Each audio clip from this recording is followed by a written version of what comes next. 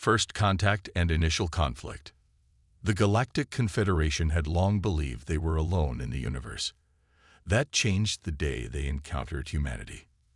Commander Zixera of the Taurian fleet stared at the holographic display, her compound eyes struggling to comprehend the data before her.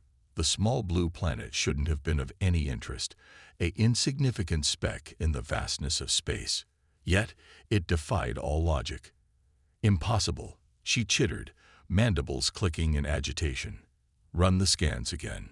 Her second-in-command, Officer Krell, input the commands with his upper limbs while his lower ones maintained a steady grip on the console. Scans confirmed, Commander. The readings are accurate. The planet, designated as Sol 3 by their star charts, was teeming with life. But it wasn't the abundance of flora and fauna that shocked the Taurian crew. It was the presence of a technologically advanced civilization. On a death world. Deathworlds were planets with environmental conditions so extreme that sapient life should never have evolved there. Yet here was Sol 3, with its wild temperature fluctuations, aggressive predators, and natural disasters, home to a species that had not only survived but thrived. They call themselves humans, Krell reported, scrolling through the data intercepted from the planet's communications networks. And they've achieved spaceflight. Zixera's antennae twitched in disbelief. Spaceflight. On a death world. It's unprecedented. The Galactic Confederation had strict protocols for first contact scenarios. But those protocols had never accounted for a species from a death world. The potential threat such a hardy race could pose to the galaxy was immeasurable. Your orders, Commander? Krell asked, awaiting instruction. Zixera's inner eyelids blinked rapidly as she considered her options. The sensible choice would be to retreat, report their findings to the Confederation Council, and let them decide how to proceed. But curiosity gnawed at her. These humans had achieved the impossible. How? And more importantly, what else were they capable of? Prepare a landing party, she finally declared. We'll make contact. The decision sent ripples of excitement and apprehension through the crew. First contact was always a delicate affair, but with a deathworld species, it was uncharted territory. As the Taurian ship descended through Earth's atmosphere, cloaked to avoid detection, Zixera couldn't help but marvel at the planet's beauty. From space, it had seemed so serene, a marble of blue, green, and swirling white. But as they drew closer, the true nature of this hostile world revealed itself. They chose a landing site in a region the humans called Siberia. It was winter, and the landscape was blanketed in snow, temperatures well below what the Taurians considered habitable. Perfect conditions to test the limits of these mysterious humans. The landing party, clad in environmental suits designed to withstand extreme conditions, emerged from their ship. Zixera led the way, her every step cautious on the crunching snow. Life signs detected, Krell announced, consulting his handheld scanner. A human settlement, approximately 2 kilometers north. They trudged through the snow, the biting wind howling around them.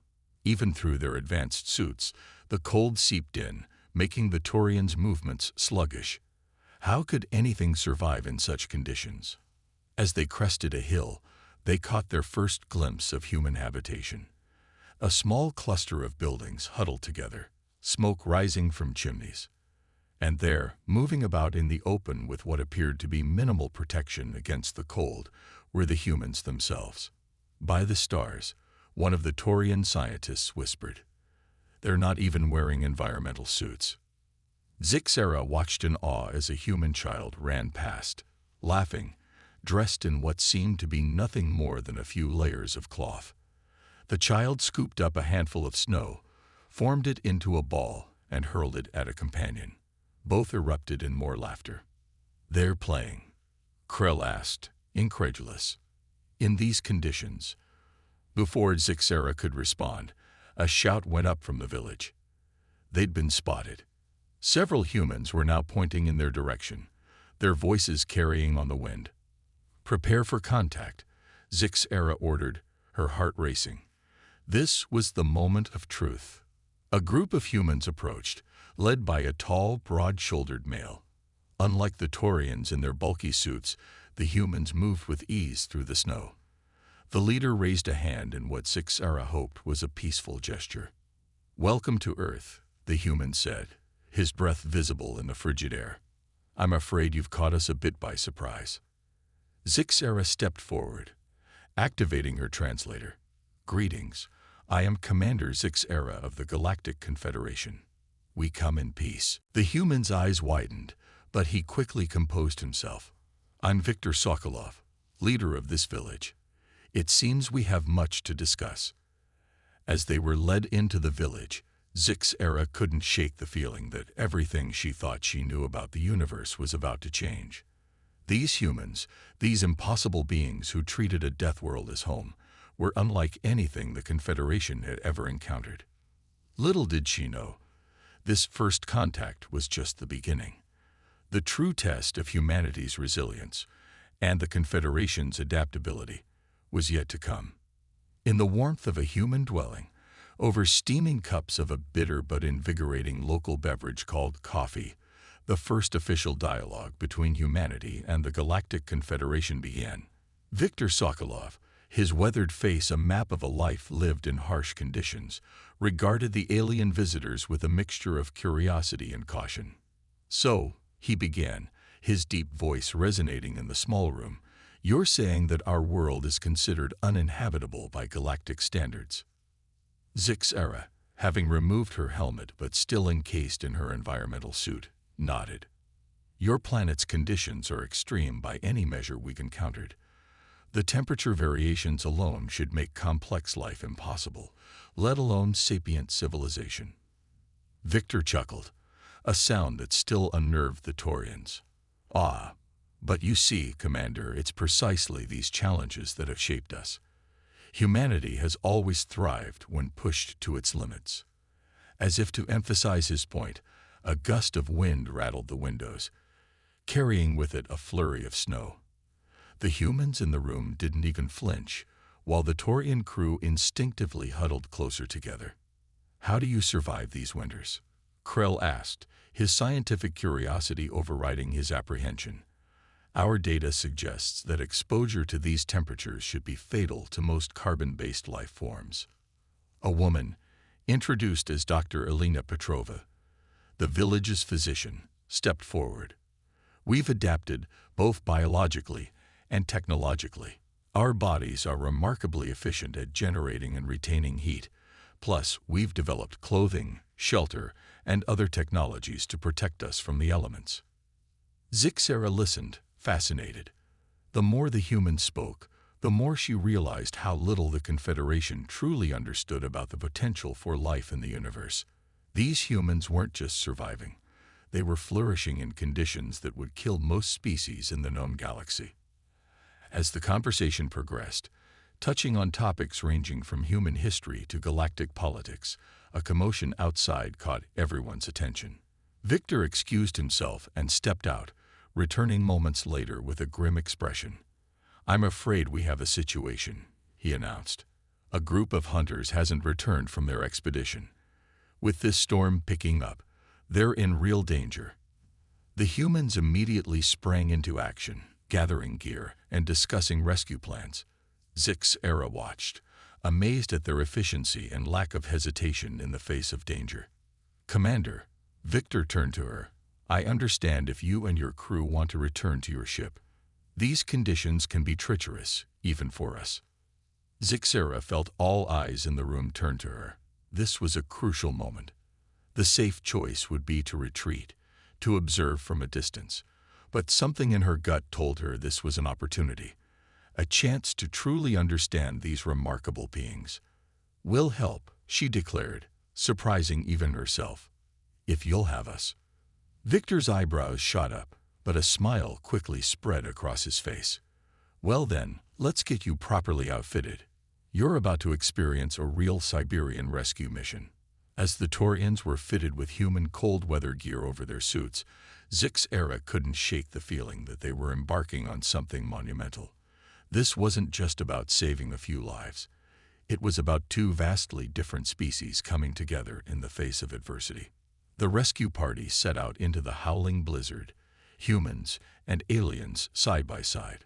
With every step through the deep snow, every gust of wind that threatened to knock them off their feet, StorY gained a new level of respect for these Deathworlders. Hours passed as they searched, the conditions worsening by the minute. The Taurians struggled, their movements becoming slower, more labored. But the humans pressed on, their determination unwavering. It was Krell who finally spotted the missing hunters, huddled in the shelter of a rock formation.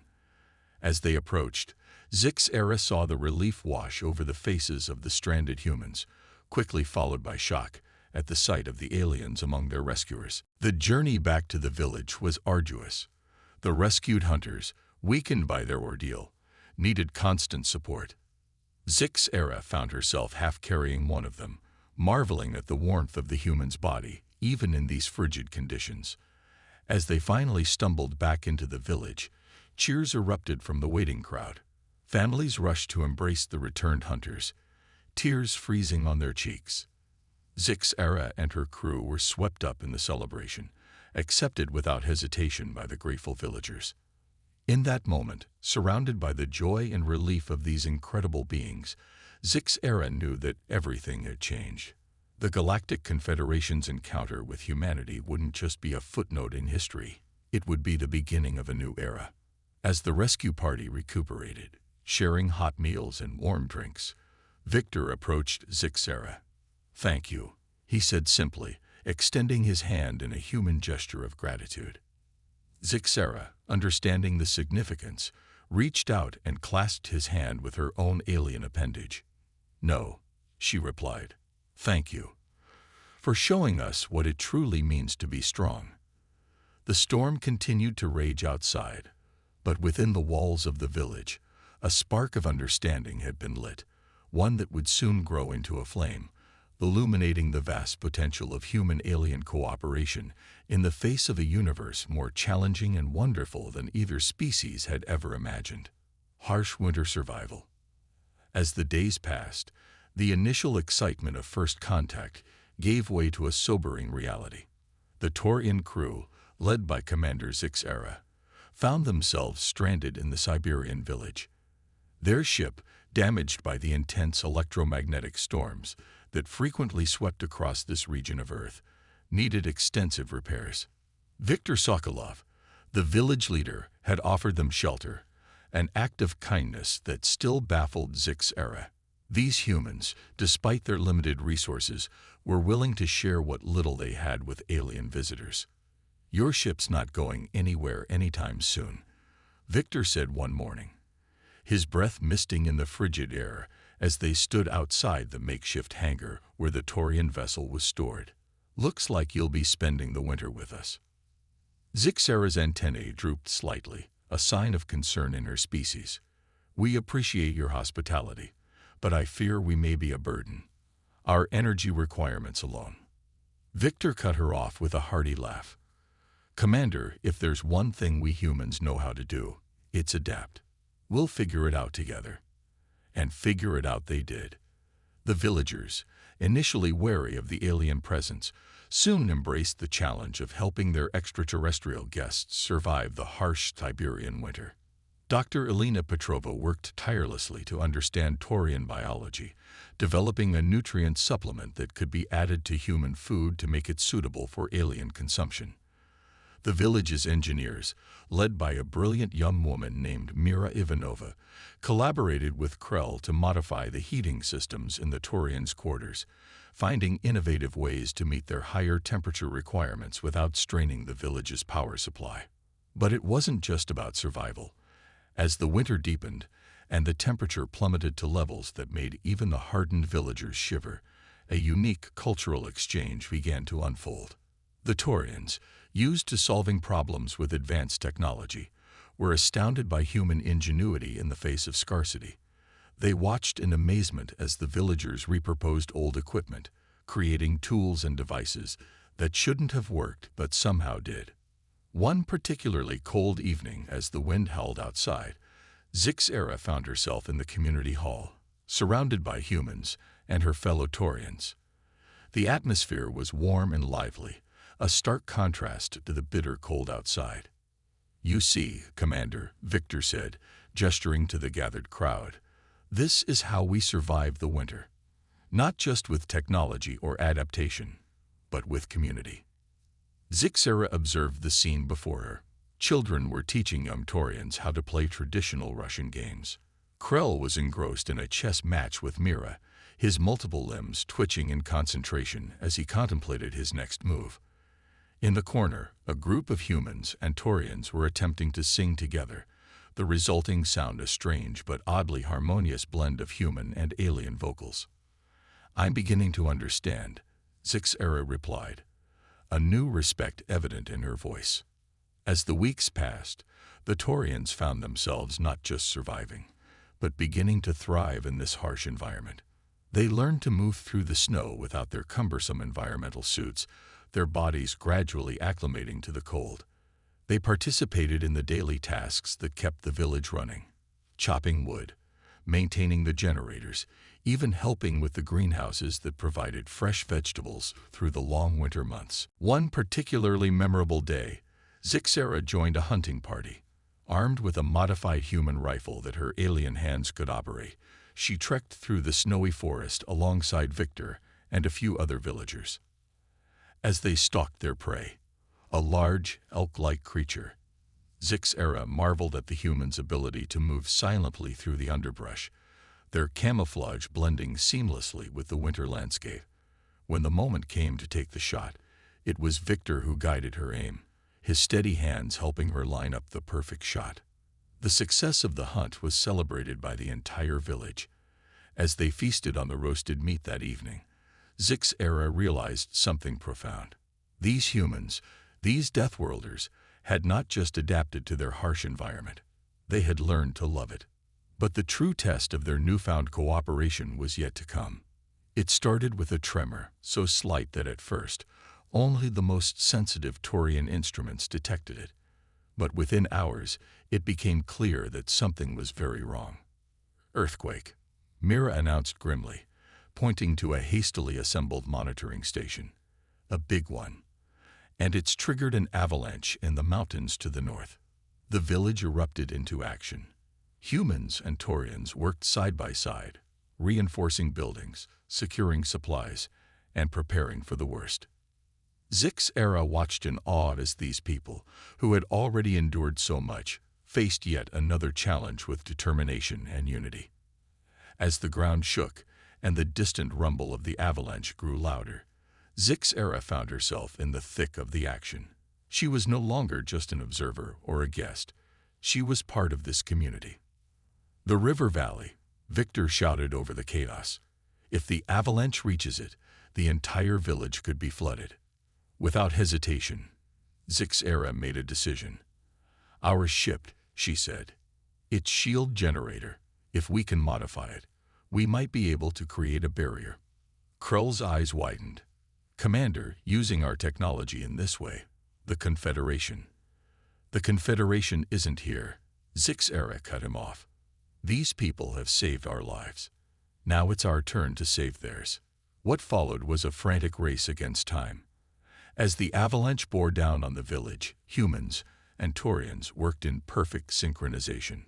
Mira and Krell's teams merged their knowledge, adapting the alien shield technology to work with the village's power grid. With minutes to spare, they activated the shield. A shimming barrier of energy sprang to life at the edge of the village, just as the wall of snow and debris came crashing down the valley. The impact was tremendous. The ground shook, and for a terrifying moment, it seemed as though even the advanced Taurian technology might not be enough. But the shield held. As the dust settled and the rumbling faded, a stunned silence fell over the village.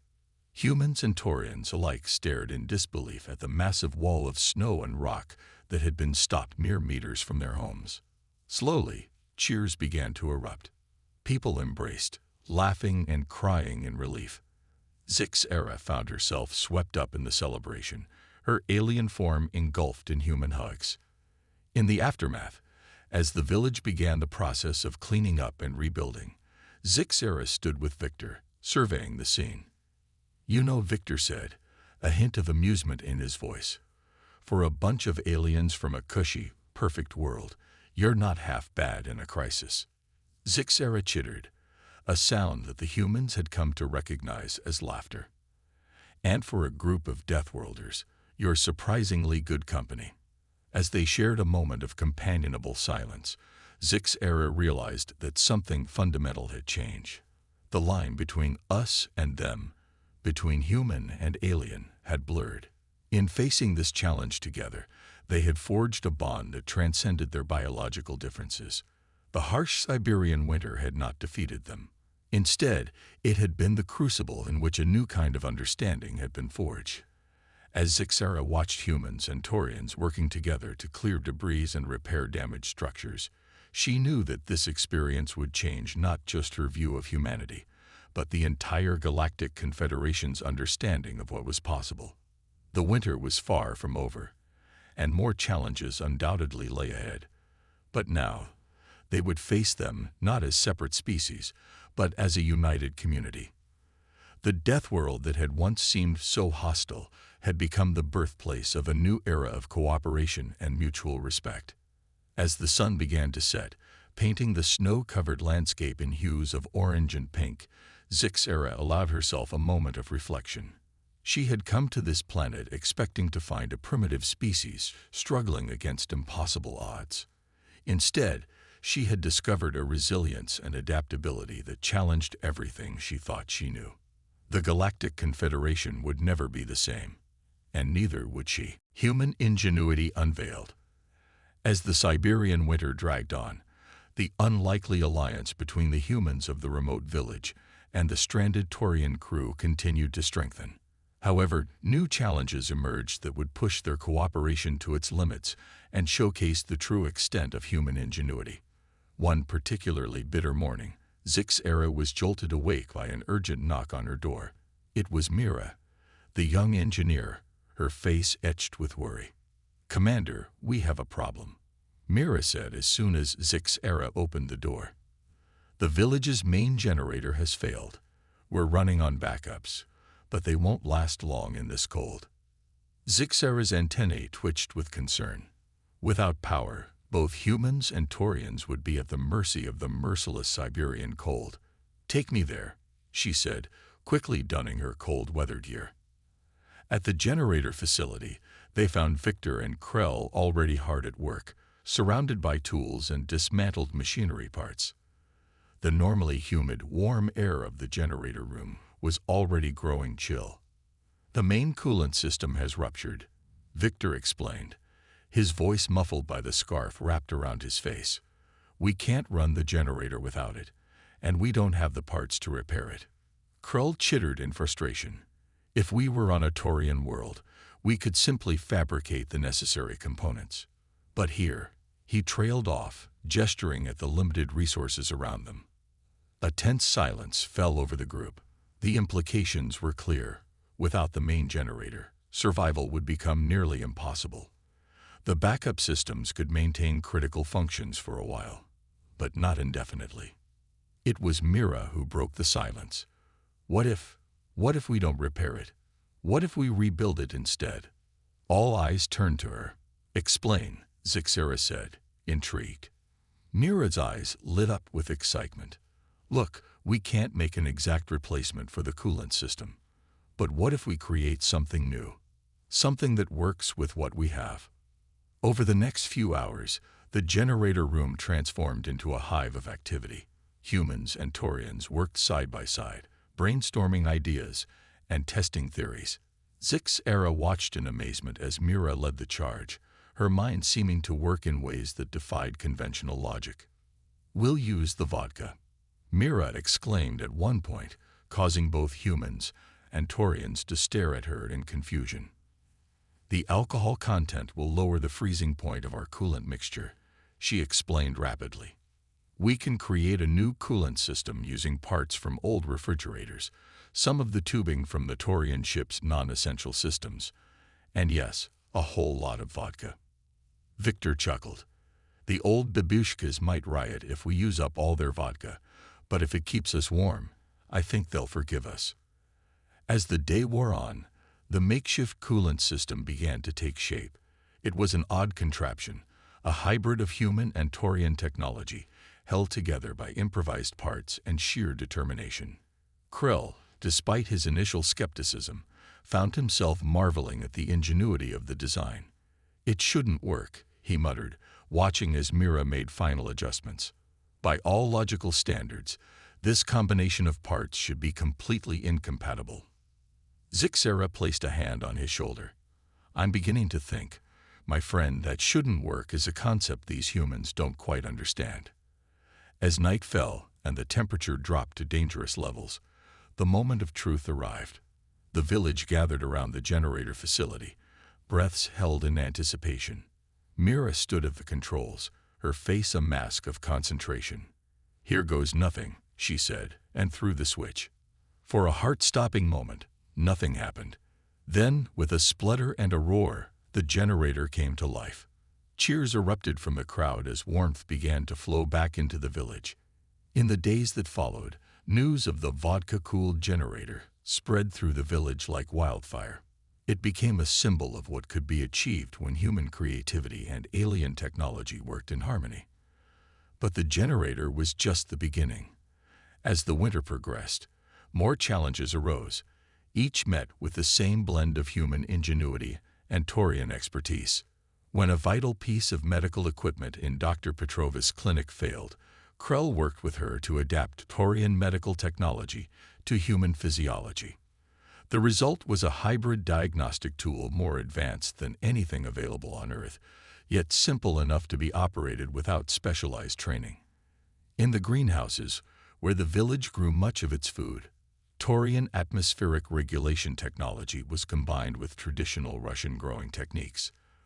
The result was a bumper crop of vegetables, thriving in the depths of winter like never before. Even entertainment wasn't overlooked. One evening, Zixera walked into the community hall to find a group of children gleefully playing with what looked like glowing, floating bubbles. "Taurian quantum field technology," Krell explained, looking both proud and slightly embarrassed. "Combined with, well, soap." The children seemed to enjoy it. Zixera watched as human and Taurian children chased the iridescent bubbles together, their laughter a universal language of joy. As the weeks passed, Zixera found herself spending more and more time with Victor, learning about human history and culture. One evening, as they sat by a crackling fire, Victor shared a story that resonated deeply with her. "You know, there's an old tale about a group of Russian explorers who were stranded in the Arctic," he began, his eyes reflecting the dancing flames. "They were cut off from all help, facing certain death in the freezing cold. But they survived, against all odds, by burning their journals and maps for warmth." Zixera's antennae perked up in interest. They destroyed their valuable data to survive. Victor nodded. "Sometimes, to move forward, we have to let go of what we think we know." Those explorers realized that their lives were more important than their records. And in doing so, they lived to tell a tale far more valuable than any map. The story stuck with Zixera. She realized that in many ways, she and her crew had been like those explorers. They had come to Earth clutching their preconceptions about what was possible, what was logical. But to survive here, to truly understand this remarkable species, they had needed to let go of those old certainties. As the long winter nights passed, filled with shared stories, collaborative projects, and ever-deepening bonds, Zixera found her perspective on the universe shifting. The Galactic Confederation had always prided itself on its advanced technology and sophisticated cultures. But here, on this supposedly primitive death world, she was witnessing a kind of progress that defied easy categorization. It wasn't just about the clever use of limited resources, though that was certainly impressive. It was the human spirit, the seemingly limitless wellspring of creativity, adaptability, and determination that these Deathworlders possessed. Every problem was met not with despair, but with a kind of excited energy, as if each challenge was an opportunity to prove themselves anew. One day, as she watched Mira excitedly explaining a new idea to a group of equally enthusiastic Taurian engineers, Zixera had an epiphany.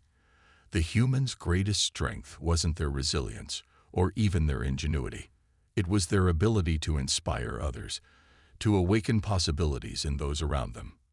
Her crew, once rigid in their adherence to Confederation protocols and technologies, were now eagerly embracing human-inspired innovations. They were thinking in ways she had never seen before, approaching problems with a newfound creativity that both excited and slightly alarmed her. As the winter began to show signs of relenting, Zixera realized that the Taurian ship's repairs were nearly complete. Soon, they would be able to leave this place, to return to the stars and report their findings to the Galactic Confederation. But as she looked around at the thriving hybrid community that had formed in this remote corner of a death world, she knew that leaving wouldn't be as simple as she had once thought. The experiences here had changed them all, human and Taurian alike. Whatever came next, one thing was certain: the galaxy would never be the same. The human spark had been ignited among the stars, and its light would spread far beyond this small Siberian village. As Zixera gazed up at the star-filled sky one clear, cold night, she felt a mixture of excitement and trepidation. The humans were destined for the stars. Of that, she had no doubt. And when they arrived, the Galactic Confederation would need to be ready. For these Deathworlders, with their boundless ingenuity and indomitable spirit, were about to change everything. Alien perspective shift. As the harsh Siberian winter began to loosen its grip, the Taurian crew found themselves facing an unexpected dilemma. Their ship was nearly repaired, the time to return to the stars fast approaching. Yet the prospect of leaving Earth filled them with a complex mix of emotions that none had anticipated when they first crash-landed on this death world. Commander Zixera stood at the edge of the village, her compound eyes taking in the scene before her. The once alien landscape now felt almost like home. She watched as humans and Taurians worked side by side, their movements in sync, their communications a seamless blend of both species' languages. Quite a sight, isn't it? Victor's voice came from behind her. The village leader joined her, his breath still visible in the cold air, but noticeably less so than in the depths of winter. Zixera's antennae twitched in agreement. "I never imagined. When we first arrived, I thought we were studying you. But now, I'm not sure who has learned more." Victor chuckled, a sound Zixera had grown fond of. "That's the thing about true discovery, Commander. It changes both the observed and the observer." Their conversation was interrupted by the approach of Krell and Mira. The unlikely duo had become inseparable over the past months, their shared passion for engineering transcending species barriers. "Commander Victor," Mira called out, excitement evident in her voice. "We've done it. We've cracked the problem with the quantum communication array." Krell chittered happily, his multiple limbs gesticulating in what the Taurians now recognized as a very human-like manner. "It's remarkable. By combining our quantum entanglement technology with the humans' innovative approach to signal boosting, we've created a communication system that could revolutionize both our societies." Zixera felt a swell of pride, tinged with a hint of concern. The level of technological exchange that had occurred here went far beyond anything the Galactic Confederation protocols allowed for, and yet she couldn't bring herself to regret it. As the day progressed, more and more examples of this unprecedented collaboration came to light. Dr. Petrova and the Taurian medical officer, Zin, had made breakthroughs in xenobiology that could transform medical care across the galaxy. The hybrid farming techniques developed in the village greenhouses promised to solve food shortages on dozens of worlds. But it was more than just technological advancements. Zixera observed subtle changes in her crew's behavior. They had adopted human gestures, incorporated Earth idioms into their speech. Some had even developed a taste for human foods, their bodies adapting in ways that should have been impossible. That evening, a meeting was called in the community hall. Humans and Taurians gathered together. the atmosphere charged with an energy that was part excitement, part apprehension. Zixera took center stage, acutely aware of the weight of the moment. "Friends," she began, the word feeling right despite its informality. "Our time here is coming to an end. Our ship will be ready to depart within days." A murmur ran through the crowd. She saw looks exchanged between humans and Taurians, bonds that had formed which now faced the prospect of separation. "But," she continued, "we find ourselves at a crossroads. What has happened here, what we have achieved together, it's unprecedented. The Galactic Confederation has strict rules about technological exchange and cultural contamination. By those rules, we should leave, erase all evidence of our time here, and allow humanity to develop on its own." The hall fell silent. Zixera could feel the tension, the unspoken question hanging in the air. "However," she said, her voice firm, "I don't believe we can do that. More importantly, I don't believe we should."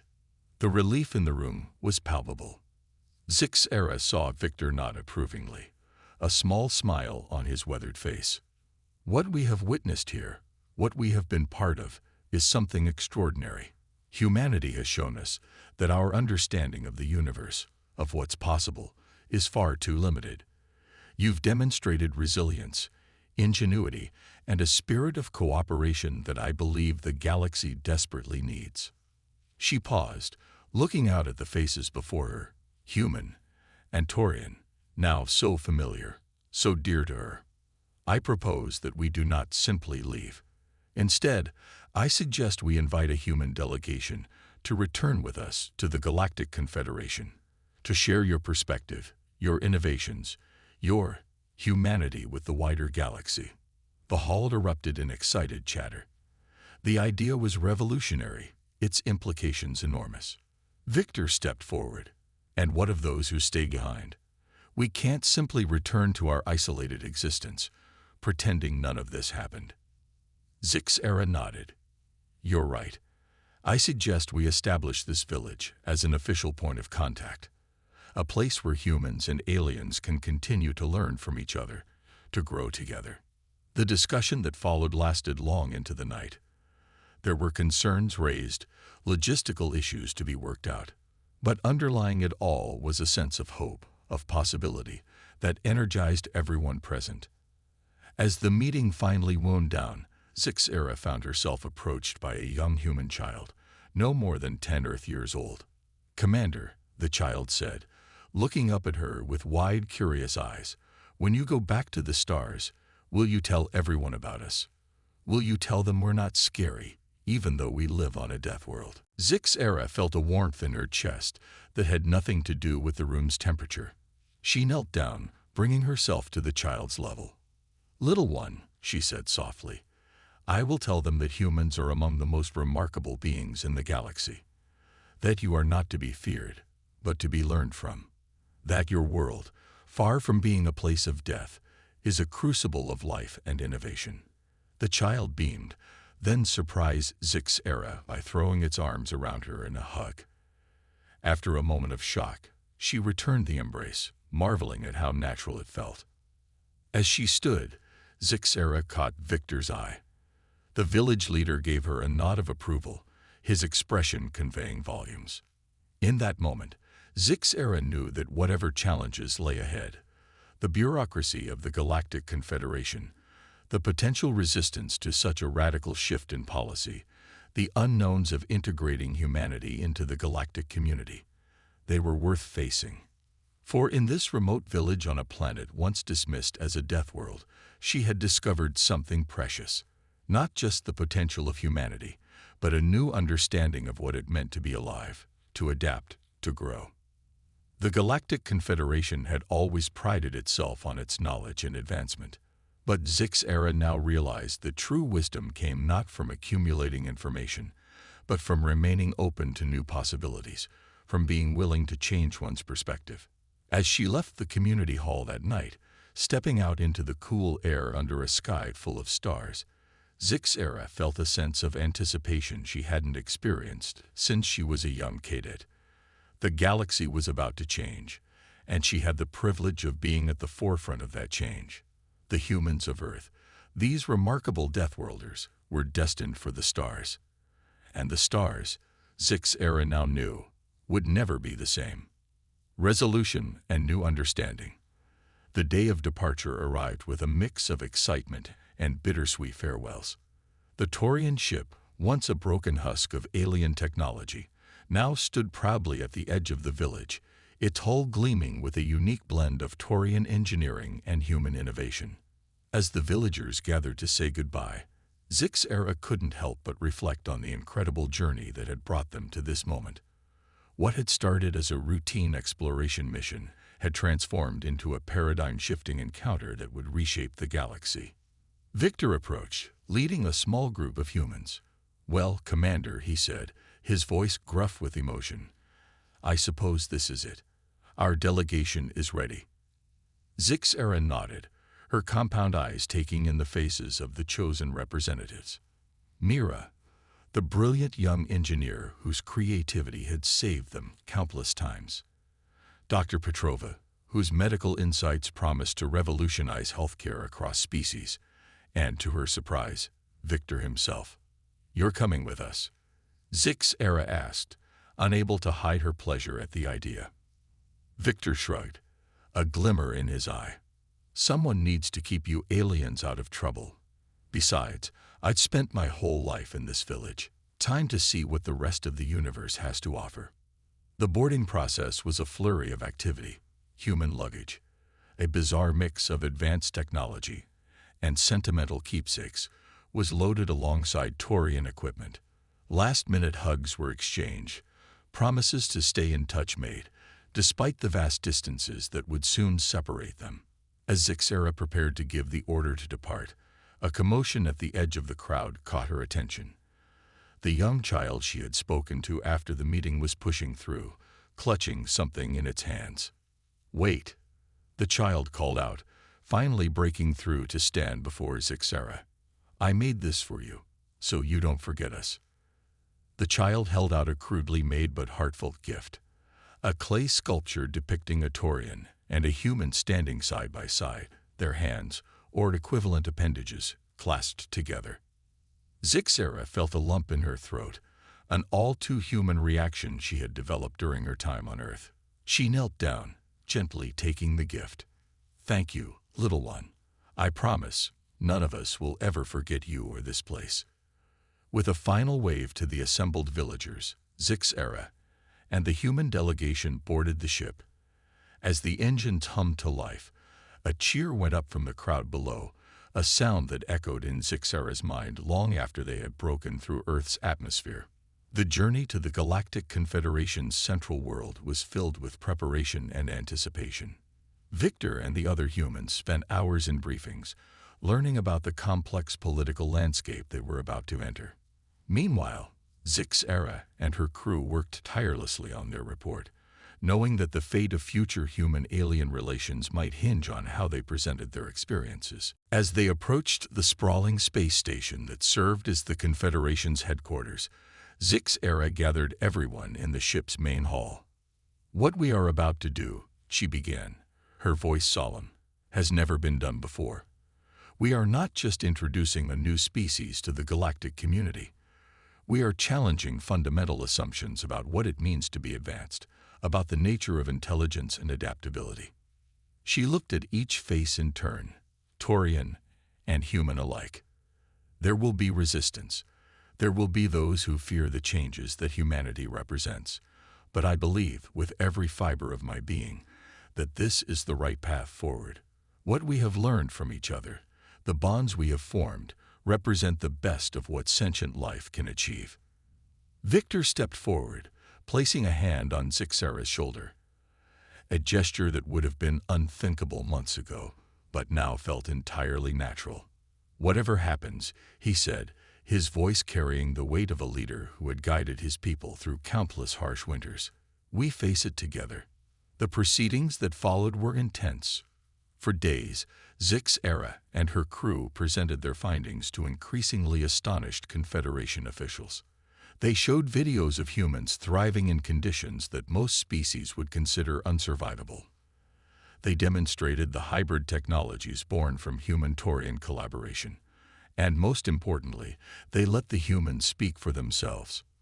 Mira wowed the Confederation's scientific committees with her intuitive grasp of theoretical concepts and her knack for unconventional problem-solving.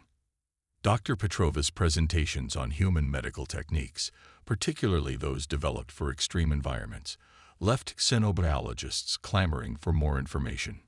But it was Victor who truly captured the essence of humanity for the assembled galactic representatives.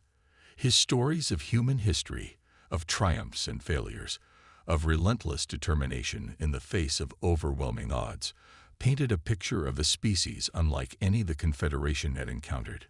"We are not perfect," Victor concluded in his final address.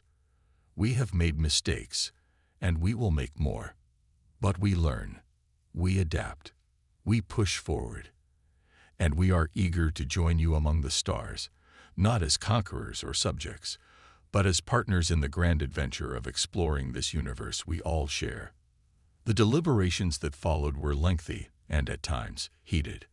There were concerns about the potential risks of integrating such a young species, fears about the unpredictability of these Deathworlders. But in the end, the evidence was too compelling to ignore. Humanity had proven itself not just capable of surviving in a harsh universe, but of thriving, of innovating in ways that could benefit all species. The final vote was unanimous. Earth would be welcomed into the Galactic Confederation, with the Siberian village serving as the first official point of contact and cultural exchange. As the decision was announced, Zixera felt a wave of emotion wash over her. She looked at her human friends, seeing in their eyes the same mix of joy, pride, and anticipation that she felt. In that moment, she realized that this was only the beginning. The integration of humanity into the galactic community would be a long and sometimes challenging process. There would be misunderstandings, cultural clashes, and unforeseen obstacles. But there would also be wonders, new discoveries born from the union of human intuition and alien technology, friendships that spanned the stars, a renewed sense of purpose for a confederation that had grown perhaps too comfortable in its perceived superiority. As the celebrations began around them, Victor turned to Zixera. "So," he said with a grin, "what's next?" Zixera chittered in amusement, a sound that now came as naturally to her as breathing. "My friend," she replied, "I believe the human phrase is 'the sky's the limit.' Though in our case, perhaps we should say the universe is the limit." Victor laughed, a hearty sound that turned heads across the room. "I like the sound of that. To new beginnings, new friendships, and endless possibilities." As they raised their glasses, filled with a concoction that was part human vodka, part Taurian ceremonial drink, Zixera felt a profound sense of rightness. The universe was vast and often dangerous, true. But with the spirit of humanity now part of the galactic community, it suddenly seemed a little bit smaller, a little bit warmer, and filled with more potential than ever before. The Deathworlders had arrived on the galactic stage, and the stage would never be the same again.